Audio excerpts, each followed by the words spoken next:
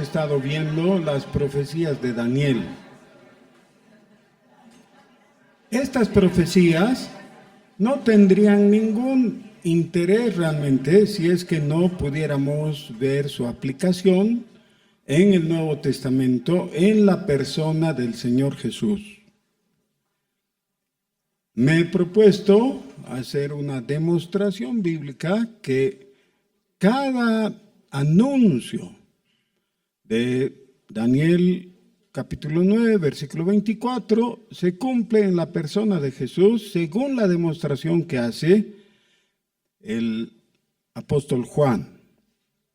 Ahora, el apóstol Juan escribió un libro, escribió 5 que están en el Nuevo Testamento, ¿no? Pero escribió un libro que nosotros conocemos como el Evangelio según San Juan. Es el último de los evangelios en escribirse, ¿no? Tenemos Mateo, Marcos y Lucas, que los conocemos como los evangelios sinópticos. Se llaman sinópticos porque comparten el mismo punto de vista. Eso significa, sin, en griego quiere decir, ¿qué? Con.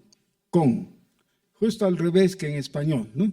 Sin ópticos, con la misma óptica, quiere decir. Esos son los 4 evangelios. Cada uno de ellos prueba que Jesús es el Cristo. Pero el Evangelio, según San Juan, se escribió al final del primer siglo, en la última década, con una perspectiva teológica muy interesante, que surge precisamente de los anuncios del Antiguo Testamento. Ahora, necesitamos referirnos otra vez a Daniel, capítulo 9, versículo 24, donde se dice que habían 6 objetivos claramente definidos para que Dios tomara más de medio milenio. ¿Me equivoqué? ¿Más de medio siglo? No me equivoqué. Más de medio milenio en guiar la historia del pueblo de Israel hasta llevarnos a un punto preciso.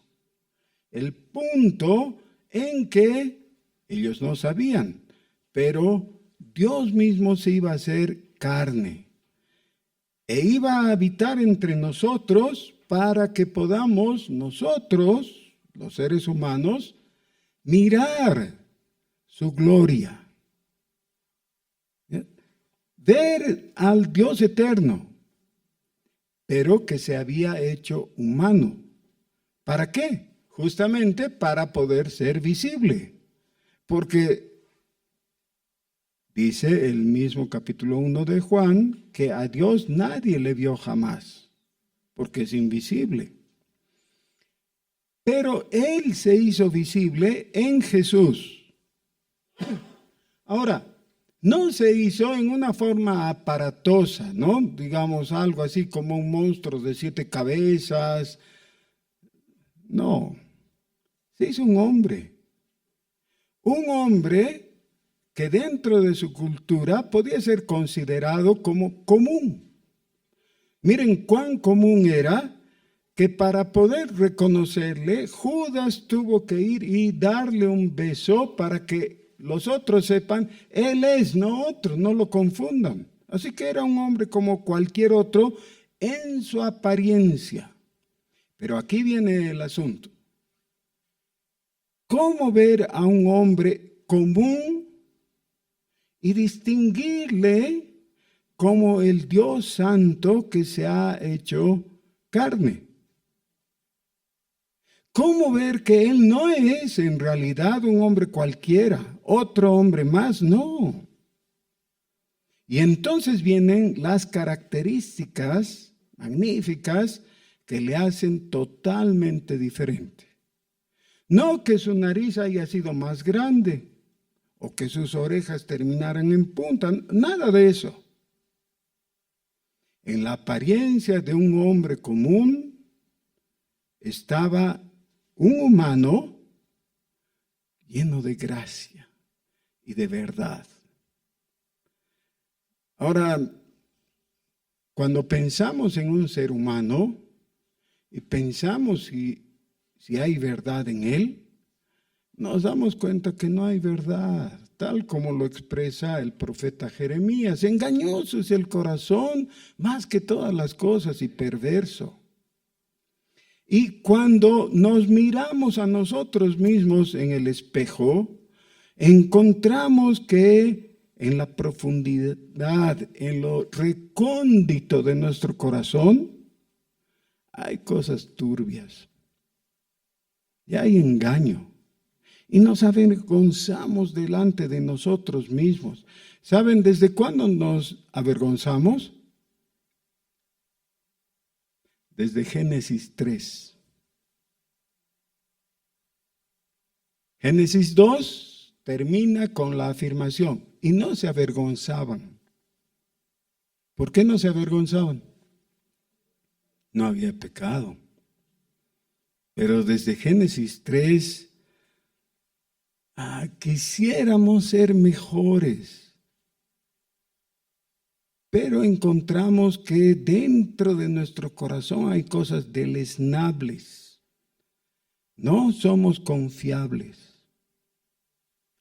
Entonces, por esos más de 500 años que transcurrió desde Daniel hasta los días del Nuevo Testamento, Dios siguió siendo fiel a su palabra, siguió obrando, siguió cuidando a la nación de Israel, aunque el pacto se había roto, no por parte de Dios, sino del hombre. Y cuando llegamos a los días del Señor Jesús, vemos que Él no llega desde el trono celestial a una irrealidad humana. No aparece o no nace en la punta del Everest, ¿no? Con nadie cerca. No llega a un lugar donde no tuviera contacto, no, llega a la ciudad de Belén, que era un pueblito ahí cerca de Jerusalén, en Judea, y entonces nace entre los judíos. ¿Y qué era él? Un judío. Claro, porque nace dentro de una cultura y adquiere esa cultura y actúa según esa cultura con todos los beneficios de la herencia de la religión del Antiguo Testamento y con todas las dificultades del momento histórico que le tocó vivir a ese pueblo. Porque era un pueblo que habitaba en su tierra, a la cual habían vuelto después de estar en el exilio, y estaban bajo el dominio de los romanos. Pero si se remontaban un poco antes de los romanos, habían estado bajo los griegos. Y antes de los griegos habían estado bajo los persas. Y antes de los persas habían estado bajo los babilonios. ¿Bien? Bueno, pero todo eso se nos relata para que nos demos cuenta que nada de ello estaba fuera del alcance del dominio del Dios soberano. Dios ya lo había anunciado en Daniel, justamente en las profecías circundantes a nuestro versículo famoso del capítulo 9, versículo 24. ¿Cómo se cumplió entonces esto? Ya hemos visto el capítulo 1 del Evangelio según San Juan y hemos visto la hipótesis que plantea para presentar su tesis acerca de la encarnación del Verbo. ¿Ya? La hipótesis es, en el principio era el Verbo y el Verbo era con Dios y el Verbo era Dios. Todas las cosas por Él fueron hechas y sin Él nada de lo que ha sido hecho fue hecho. Es decir, es el creador de todo. De Él estamos hablando. Y luego un poco más adelante hace la declaración: nosotros vimos su gloria, gloria como del unigénito del Padre, lleno de gracia y de verdad. Este es Jesús, nos está diciendo. Ahora, en esos más de 500 años, es decir, más de medio milenio que transcurrió desde el colapso del viejo pacto hasta el momento en que se puede establecer el nuevo pacto por Jesús, ¿qué pasó con la fe de Israel? Y brevemente podemos decir que después del exilio en Babilonia, que duró 70 años, el pueblo de Israel, o una fracción de él, pudo volver gracias a que Dios abrió las puertas. Entonces un reducido grupo del pueblo de los judíos volvió a su tierra con gran dificultad y reconstruyeron hasta donde pudieron el templo. Y se aferraron a la idea de que porque había un templo en Jerusalén, todavía había la posibilidad de experimentar la vida eterna o la vida con Dios. A eso se le llama la heliocracia, porque el gobierno residió en los que dominaban el templo. Todo esto fundamentado en la presencia de los descendientes del sacerdote Sadoc. ¿Se pueden acordar el nombre? Ya, quizás. Y de Sadoc y sus descendientes y sus seguidores surgió la secta de los saduceos. Qué interesante, ¿no? Los saduceos. Entonces, ¿cuál era el afán y el apego de los saduceos? El templo y su funcionamiento y los que gobernaban a través de él. Por siglos antes de Cristo hubo esa fuerte tendencia de que los que estuvieron en el templo realmente se constituían en gobernantes de todo el pueblo. Claro que ellos no podían hacer todo, porque los sacerdotes en la vida práctica vienen a ser medio inútiles, ¿no ves? O sea, los sacerdotes saben de hacer los sacrificios, de tener el fuego perpetuo siempre encendido, esas cosas saben, pero no saben gobernar, de hecho, no son políticos, y los que dejaban el ministerio por la política, les metieron en los embrollos que tuvieron en toda la época de los asmoneos y todo eso. Entonces, realmente solo podían dedicarse a lo que sabían, su oficio. Se necesitaban algunas personas con el genio político. Y entonces Dios les envió a Nehemías.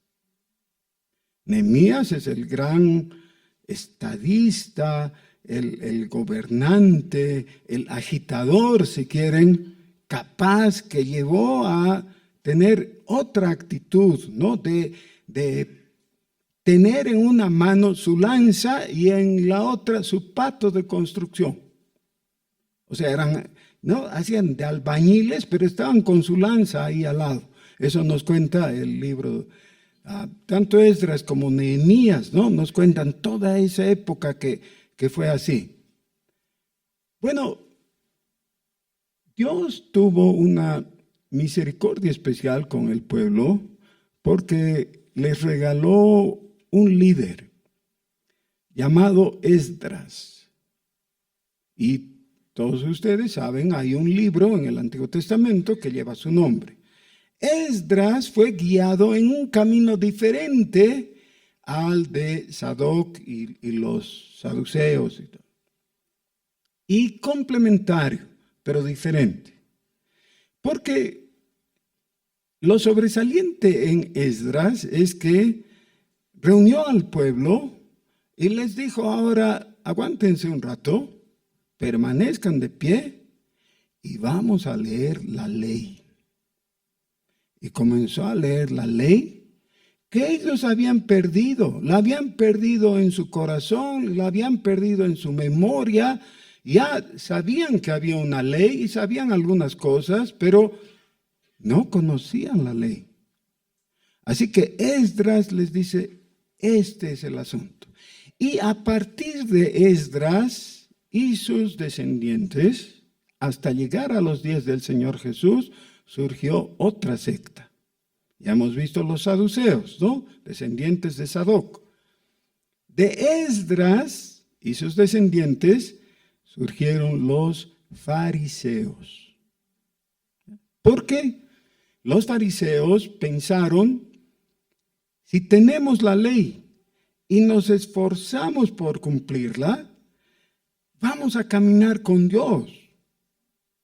A diferencia de estos bellacos saduceos que saben cuándo ofrecer la ofrenda y hacer todas esas cosas del culto, pero en realidad no conocen la voluntad de Dios y no la obedecen. Nosotros sí, nosotros vamos a obedecer porque vamos a conocer la ley de Dios. Y así nace con los fariseos la sinagoga. Así que tenemos dos cosmovisiones que están rozando por ahí, pero son diferentes. Los que hacían énfasis en el templo y los que hacían énfasis en la sinagoga y en el conocimiento de la ley. Lo grave es que por siglos de estar cultivando esas visiones, pero con un corazón torcido, cuando llega el Señor Jesús, no son capaces de reconocerle. Y no son capaces de ver lo que vieron los discípulos. Que Jesús, no el templo, no la ley, no la sinagoga, sino Jesús es el que está lleno de gracia y de verdad. Ahora, ¿cómo lo presenta esto el apóstol Juan? A través del capítulo 3 de su evangelio. Es muy interesante porque el capítulo 3 no comienza en el versículo 1, lo cual es un absurdo, ¿no? Estoy diciendo, el capítulo 3, todos los capítulos, no solo de la Biblia, sino de todos los libros comienzan en el primer párrafo, en la primera línea, en el primer versículo, ¿no? Eso es lógico, ¿o no? Sí, pero el capítulo 3 de Juan no comienza en el versículo 1, comienza en el capítulo 2, versículo 23. Quiere decir, los últimos 3 versículos del capítulo 2 corresponden a este pasaje. Así que así vamos a leer. Capítulo 2, versículo 23 del Evangelio según San Juan. Estando en Jerusalén en la fiesta de la Pascua, muchos creyeron en su nombre, viendo las señales que hacía. Pero Jesús mismo no se fiaba de ellos, porque conocía a todos y no tenía necesidad de que nadie le diese testimonio del hombre, pues él sabía lo que había en el hombre. Había un hombre de los fariseos que se llamaba Nicodemo, un principal entre los judíos. Este vino a Jesús de noche y le dijo: Rabí, sabemos que has venido de Dios como maestro, porque nadie puede hacer estas señales que tú haces si no está Dios con él. Oremos. Te rogamos, Señor, que por tu bondad te manifiestes a nuestros corazones y cumplas tu voluntad. En el nombre de Jesús. Amén. Nicodemo hace una profesión de fe o una confesión de fe en el nivel que tenía de conocimiento. Y dice, sabemos, o sea, esto es lo que conocemos, esto hasta ahí por lo menos tenemos. ¿Ya? ¿Qué es lo que tenía Nicodemo a su favor en conocimiento? Que tú, Jesús, has venido de parte de Dios, porque ¿cómo podrías hacer las señales que haces si Dios no estuviera contigo? Eso es lo que le dice Nicodemo a Jesús. Lo que yo hubiera esperado es que Jesús le diga, Nicodemo, no sabes cuánto me honras con tu visita, porque tú eres el gran Nicodemo. Eres el maestro de Israel. Conste que esas cosas le dice después. ¿Ya? Pero yo hubiera esperado que en el saludo le diga en retribución a su amabilidad, a su gentileza. Le diga, tú, yo sé quién eres. Eres el gran Nicodemo, el maestro de Israel. Bienvenido, querido amigo.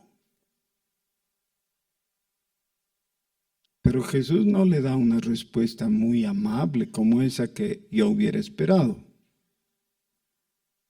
Le corta el asunto de los halagos y le dice que si no nacía de nuevo, no podría entrar en el reino de los cielos. Ni siquiera podría ver, le dice la primera vez. Más adelante le dice, no puede entrar. Bueno, pero tal vez nosotros no entendamos todo, pero Nicodemo sí tenía que entender, porque aquí hay un término que utiliza el Señor Jesús, que es el reino de los cielos o el reino de Dios. Ahora Nicodemo tiene que haber pensado, ¿cómo? Que yo ni siquiera puedo ver el reino. Y claro, un profano que está pasando por ahí, que oye la conversación, dice, ¿de qué reino habla? Miren que en el Nuevo Testamento tenemos muchas menciones al reino, en griego es basilea. Muchas veces referido al reino de los cielos, pero otras veces simplemente al reino. El Señor Jesús cuenta un par de parábolas hablando del reino, no refiriéndose al reino de los cielos, sino al reino terrenal nomás. Hay parábolas en las que se menciona eso. Pero, ¿cómo se puede ver? Miren, en algunas ciudades, hace algunos siglos, en el camino que llega hasta la ciudad se pone un letrero que dice, bienvenido a las carreras. Bienvenido a la ciudad de Nuestra Señora de la Paz, digamos. Cuando pasas ese anuncio, ya sabes, estoy en La Paz. Eso es. El reino era un concepto que se manejó mucho en algunos de los profetas, justamente porque debido a la exigencia del pueblo, el proyecto dejó el modelo de la anfictionía y se metió en el modelo de la monarquía porque el pueblo exigió a Dios, queremos un rey. Claro, si un pueblo tiene un rey, entonces se convierte en un reino.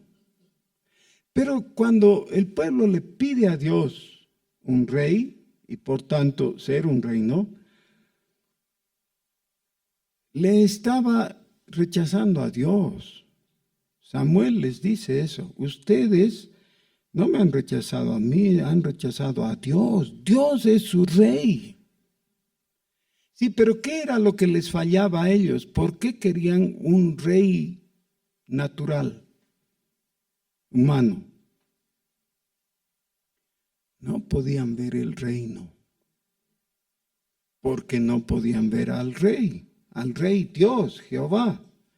No le veían, entonces no veían el reino y decían, estamos desperdigados, indefensos, necesitamos un rey que tome el estandarte y vaya adelante en las batallas y logre victoria para nosotros. Eso querían. Así que el tema del reino se fue discutiendo a través de los tiempos en esos más de 500 años que transcurrieron en el Antiguo Testamento. El reino de los cielos sirvió de estandarte para sublevarse contra los babilonios, contra los medopersas, contra los griegos y contra los romanos.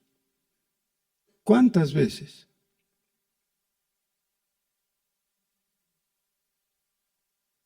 ¿Cuántas veces? Tengo un libro de F.F. Bruce, es un experto muy respetado en cuestión de historia, ¿no? Y él dice, incontables. Y cuando yo he querido contar las veces que se sublevaron, dice, he pasado el número de 100. ¿Se imaginan eso? La historia de Israel es la historia de los sublevados. Y esa fama tuvieron de gente rebelde y dispuesta siempre al conflicto y todo eso. Porque les alentaba el deseo de llegar a tener su propio reino recuperado. Eso querían.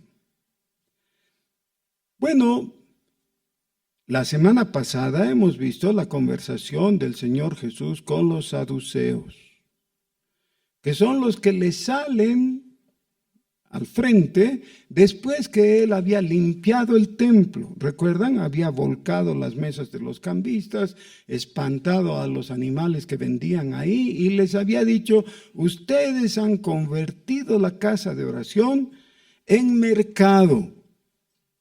Muy mal. Pero eso es lo que vimos en el capítulo 2.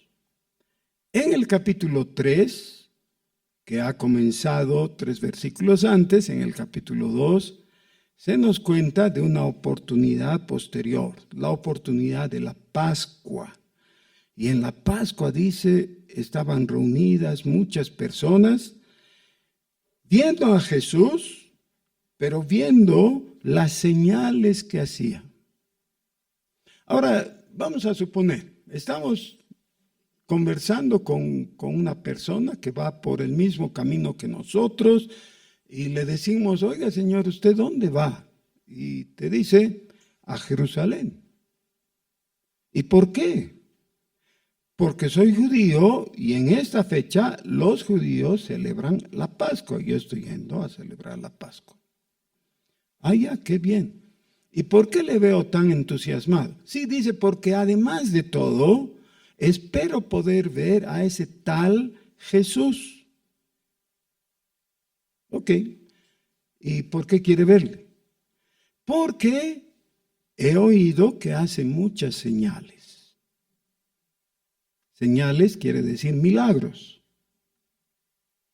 Ya, muy bien. ¿Y para qué quiere ver señales? Y ahí él se queda pensando, en realidad, ¿para qué es? Y te dijera que es por curiosidad, pero claro, le da vergüenza, ¿no? Porque es solo curiosidad. O tal vez te podría decir, lo que pasa es que tengo un dolorcito aquí en el hombro Y como he oído que cura enfermedades, por ahí me cura también a mí, ¿no? Es decir, quizás. ¿Podríamos decir que ese hombre con el que estamos conversando tiene fe?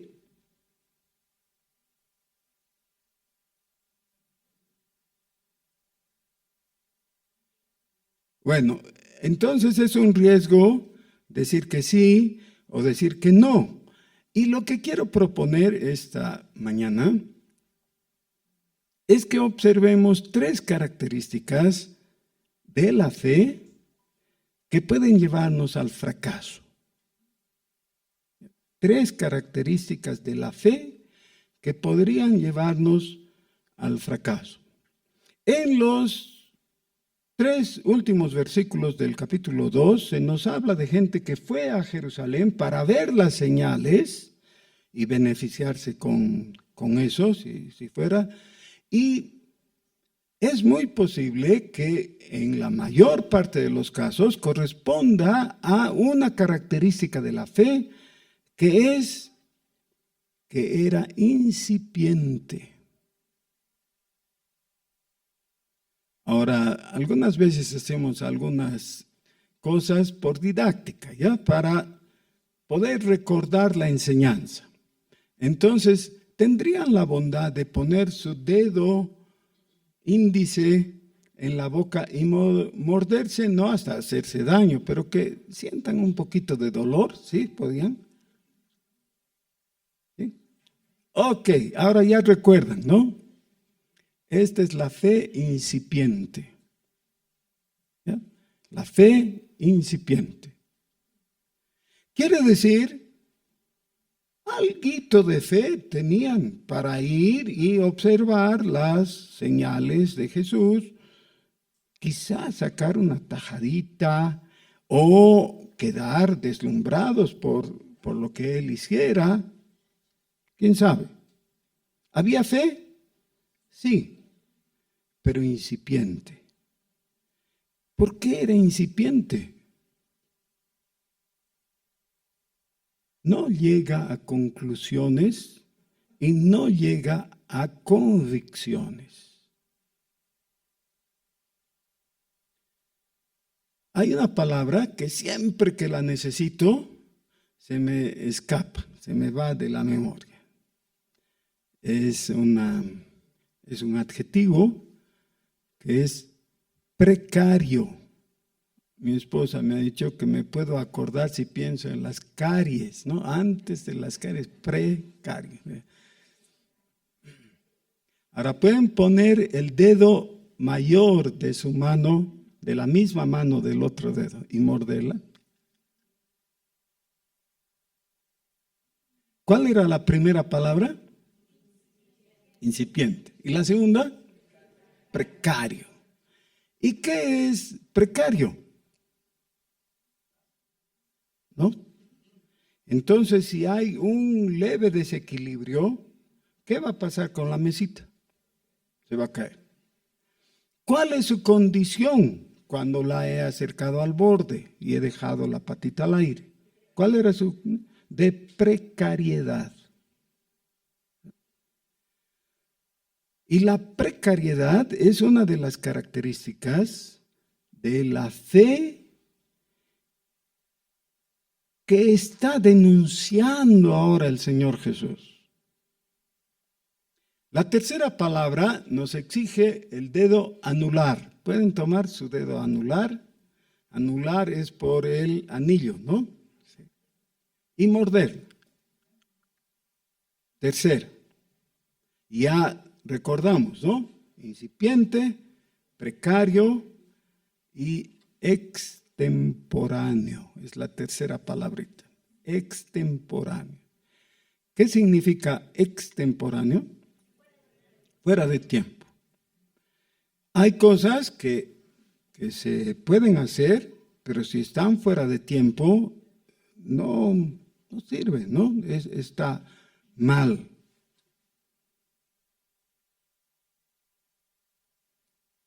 Hay algunos de los presentes que han jugado básquet, ¿no? El básquet es un deporte interesante. Ha sido creado en la YMCA, la IMCA, que es un club grande nacido en Inglaterra y crecido mucho en Estados Unidos. Y entonces los líderes de jóvenes pensaban cómo podríamos hacer algo donde se necesite mucho esfuerzo y tino y todo eso. Ahora, todo ese deporte tiene por fin un acto, que es lanzar la pelota y que la pelota entre por la canasta. ¿No es cierto? Eso es. Resulta que la canasta está fija, felizmente, ¿no? Porque si se moviera sería más difícil todavía. Pero la canasta está fija.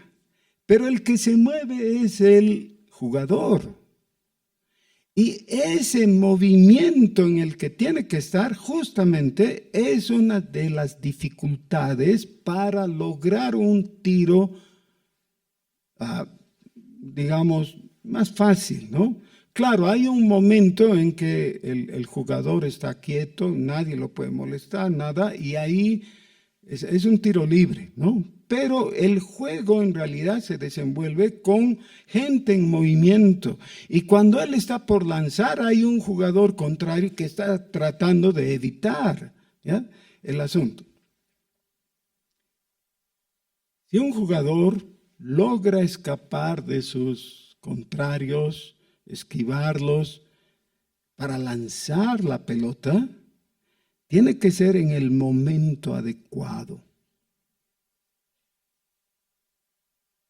El lugar, la canasta. El momento adecuado, cuando no le están bloqueando, ¿no es cierto? La fe tiene que ser atinada. Y tiene que ser no incipiente, ahora vamos a explicar cómo es eso, y no puede estar en estado de precariedad.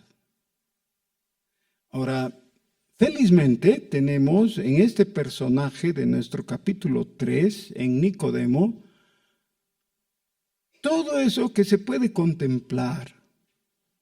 Ahora, vean, va Nicodemo a Jesús, lo visita de noche y le halaga. Le dice, tú vienes de Dios, eso sabemos, porque ¿quién podría hacer las cosas que tú haces si no estuviera Dios con él? Está haciendo una expresión de fe. ¿Es suficiente? No, es insuficiente porque es incipiente. ¿Y por qué es incipiente? Porque no llega a conclusión. Es más o menos en el mismo carácter de algunos amigos que todos nosotros tenemos, que cuando le preguntamos, oye, fulanito, ¿tú eres cristiano? Te dice, sí, pero no fanático, ¿no?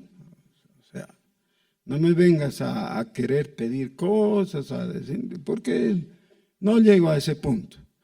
Pero no te voy a negar que sí, yo creo, ¿no? ¿Y qué crees? Le dices. Creo en Dios. Ok, muy bien. ¿Y qué crees de Dios? No, pues, no soy fanático, no he estudiado teología, no sé más. Creo que hay un Dios, ya, listo. Sí, pero ¿y crees en Jesús? Ah, claro, dice, creo. ¿Y qué crees de Jesús? No te digo que no estudié teología, no sé, pero que creo, creo.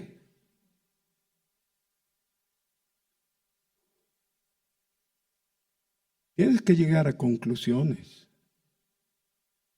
El Señor Jesús contó un día una parábola que es la base de todas las parábolas en el capítulo 4 de Marcos, en el capítulo 13 de Mateo, es la misma parábola. del sembrador. El sembrador salió a sembrar y parte de la semilla cayó en tierra dura junto al camino. Esa simplemente no tiene ninguna esperanza, porque permaneció ahí afuera, vinieron las aves, se la comieron, ya listo, de ahí no va a salir plantita alguna. El gran problema es con las dos siguientes semillas. La siguiente es la que cayó entre pedregales. Ahora, escuchen bien qué pasó con esa semillita. Cae entre piedras y dice que rápidamente y con mucho entusiasmo empezó a crecer. Nunca ha hecho raíces. Vino el sol y la quemó, porque no tenía profundidad. ¿Qué profundidad es esa a la que se refiere Marcos?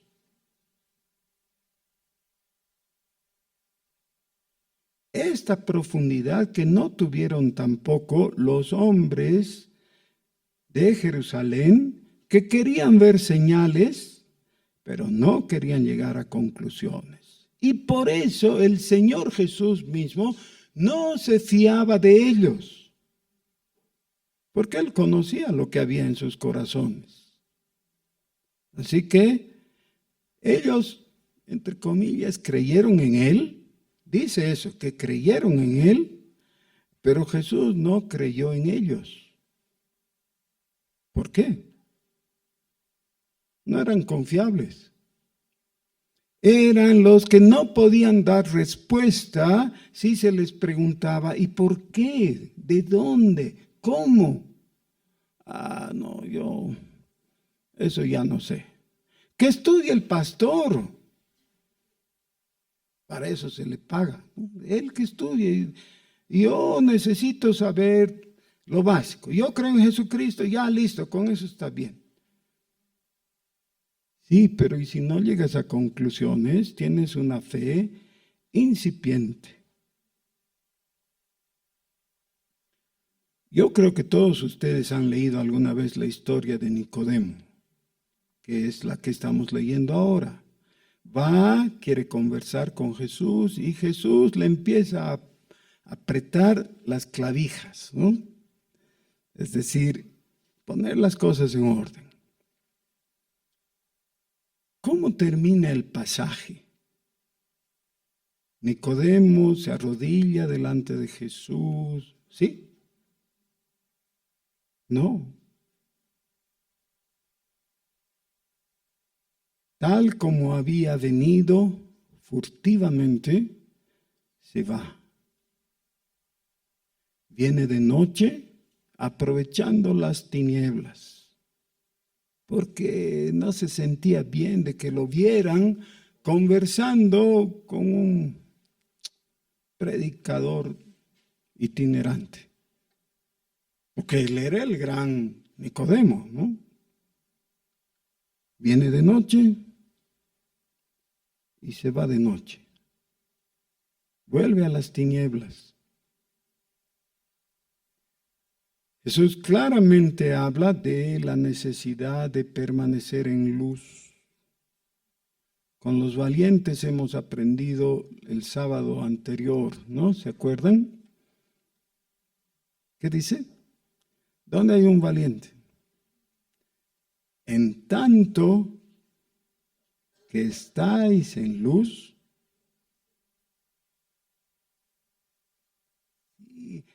aprovéchense de la luz. Ahora hay luz.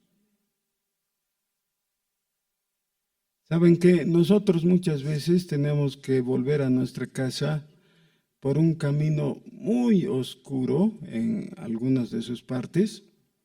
Y a mí no me gusta conducir en esa oscuridad, porque cuanto más densa es la oscuridad, más peligroso es los carros que vienen de enfrente, te encandilan y ahí sí que no ves nada, ¿ya? Cuando hay un poco de luz, se puede combatir, pero cuando hay la oscuridad y no tienes más, Es un problema. Pero más problema es no tener ninguna luz. Y espiritualmente eso es lo peor. Tal vez te estés esforzando, pero por falta de luz estás yendo justo donde no quieres ir. Porque sin luz, ¿cómo vas a saber? El Señor Jesús, en más de un pasaje del Evangelio según San Juan, afirma, esta es una de las 7 metáforas de Juan, yo soy la luz del mundo. Quiero que me hagan un favor personal. Los que tienen mucha confianza, agárrenle de las solapas. Los que no tienen tanta, pueden sujetarle los hombros, qué sé yo, a la persona que tienen al lado. Pero logren que le miren, ya logren su atención. Y díganle en forma enfática, Jesús es la luz del mundo.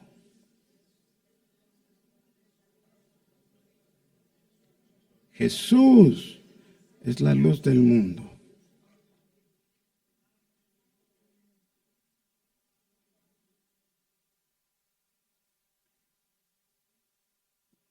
Un día le llevaron a una mujer que había sido encontrada en el acto mismo del adulterio.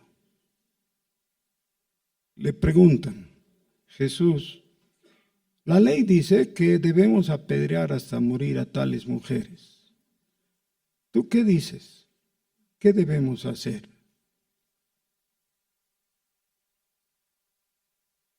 Era una pregunta tramposa. Ustedes saben lo que pasó.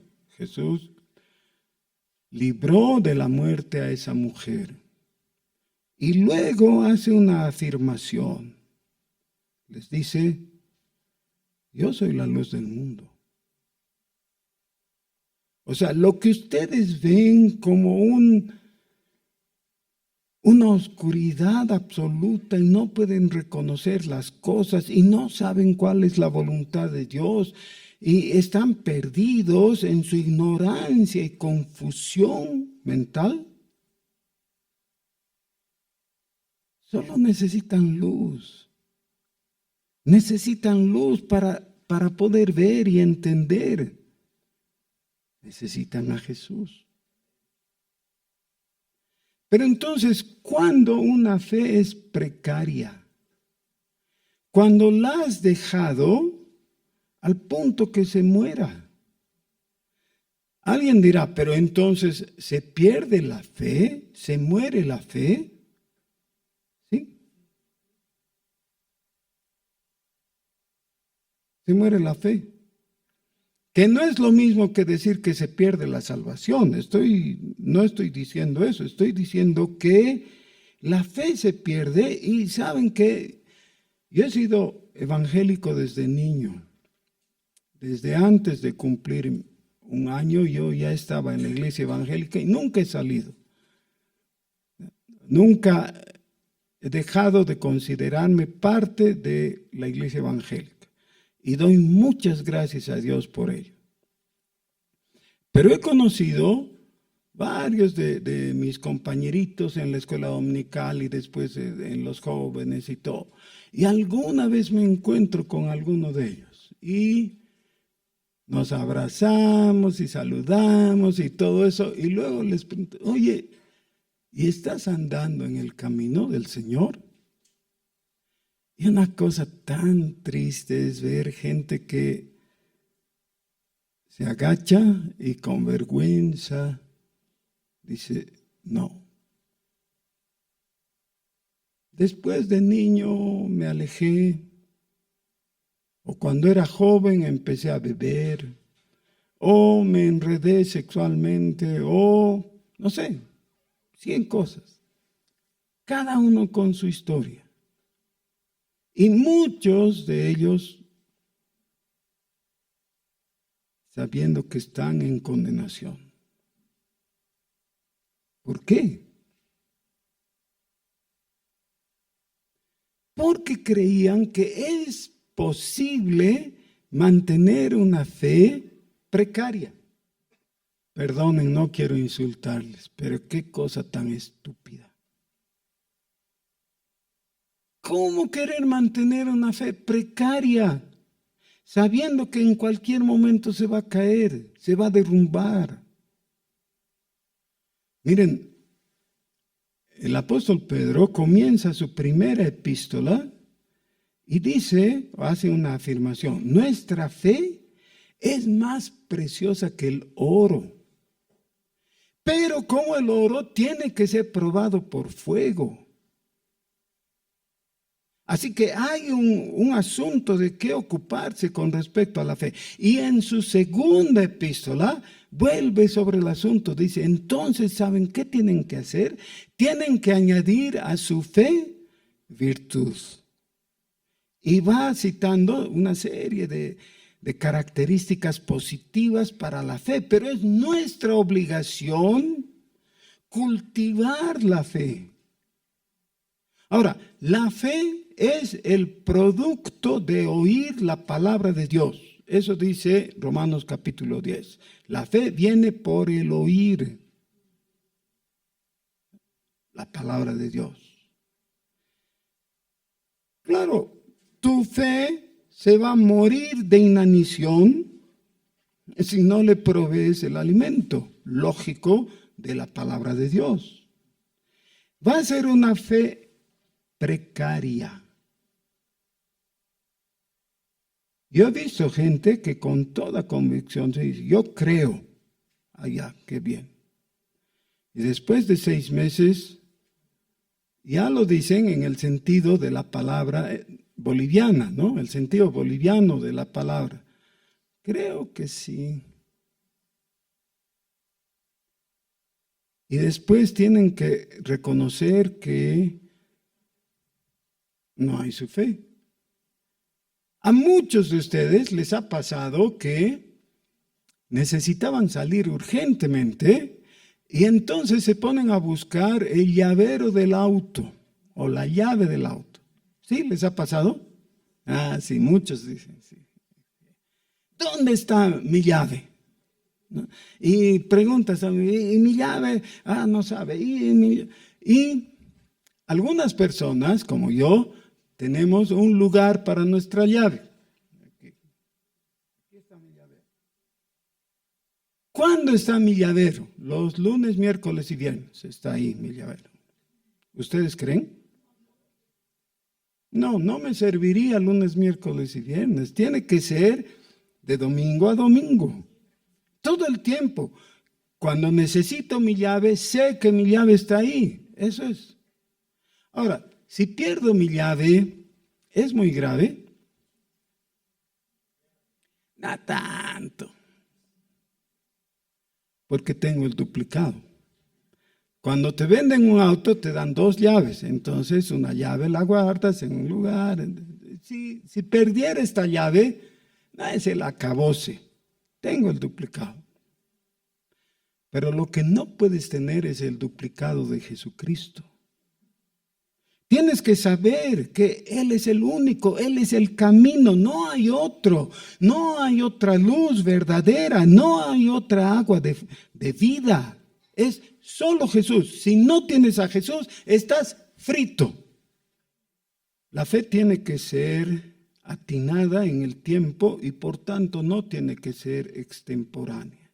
¿Y saben cuál es el tiempo atinado? ¿Cuándo? Hoy, ahora. Ahora necesitas creer en Jesús. Bueno, voy a comenzar a creer en Jesús desde mañana. ¿Qué tal? No sabes si vas a vivir hasta mañana. Y aunque vivieras hasta mañana, no sabes si vas a poder creer. Hay gente que quisiera creer, pero no puede ya. Listo, se murió. A mi esposa le gustan mucho las plantas. Y una de las cosas que me anda reclamando es que la pequeña partecita que me ha asignado de regar las plantas, que son las plantas del balcón, yo las riego cada día. Entonces, cada día me pregunta, ¿regaste las plantas del balcón? Y una de 10 veces le digo todo orgulloso, sí, regué. Una de cada 10 veces. Generalmente que todavía o algo así, porque me olvido, pues no riego. Entonces ella me amenaza, me dice, se van a morir. ¿Y se van a morir? Sí, claro. No por un día. Pero si sigo sin regarlas, si siguen sin recibir agua, ¿qué va a pasar? Se van a morir. Claro, no tienen otra forma. La lluvia no les llega. Están ahí en un lugar en que dependen de esa agüita que yo les echo. Y tu fe se va a morir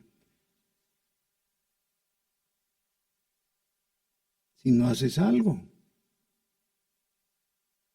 Si no la riegas con el agua de la palabra, con el testimonio, con la confraternidad entre hermanos. Fíjense, una de las instrucciones repetidas del Nuevo Testamento es que nos congreguemos. ¿Para qué? Para edificarnos, para alentarnos. Como veo sus caras de incredulidad, está en Hebreos capítulo 10. No dejando de congregarnos como algunos tienen por costumbre, sino reunirnos para alentarnos. ¿Ya? Es algo que ocurre todo el tiempo. No puedes menospreciar. Cuando viene una hermanita y te dice que Dios te bendiga, tú no notas, pero tu fe reverdece un poquito. Así es, nos necesitamos unos a los otros para no tener una fe incipiente, precaria ni extemporánea. El Señor Jesús le dijo a Nicodemo, es necesario nacer de arriba, es necesario nacer de nuevo. ¿En qué estás creyendo, Nicodemo? Si Nicodemo es, como dice un fariseo, en lo que creía era en agradar a Dios a través de las obras de la ley. Ese es el resumen del fariseísmo. Si hubiera sido un saduceo, hubiera sido a través de los actos rituales y ceremoniales del templo. El Señor Jesús no dice, no hagan eso. Él también cumplió todas esas cosas porque era un judío, también de religión. Pero eso no lo sostuvo. ¿Qué lo sostuvo? La comunión con el Padre Celestial. Buscaba al Padre. Pero Jesús necesitaba ayuda del Padre. Claro. Vino con todas las debilidades que tenemos nosotros. Eso dice Hebreos capítulo 2. En todo semejante a nosotros, pero sin pecado. Pero Él hizo lo bueno. Ahora, puedes tener una fe viva, vigorosa, potente, estable, arraigada, cimentada. ¿Puedes? Sí puedes. Es tu responsabilidad. Ven a Jesús. En Él hay vida. ¿Quieren orar? Pongámonos de pie. Oh Señor, Te damos gracias porque tú has puesto claramente la obligación que tenemos de presentarnos a ti con fe, con una verdadera fe. Y la fe es un regalo tuyo, Señor, pero necesitamos ejercerlo. Impúlsanos. Señor Jesús, en este momento nosotros queremos decirte que sí. No queremos ir con bagatelas o con medias tintas ante ti. Queremos ir con fe viva, firme, arraigada, atinada. Señor, por fe podemos ver tu mano extendida hacia nosotros y nos aferramos a ella. Bendito sea tu nombre. Gracias, Jesús, por haber venido y haber establecido toda esa plataforma sólida para que nuestra fe pueda ser establecida, fortalecida. Bendito sea, Señor. Bendito sea tu nombre. Tú eres la luz y la verdad. En ti hay gracia. Amén.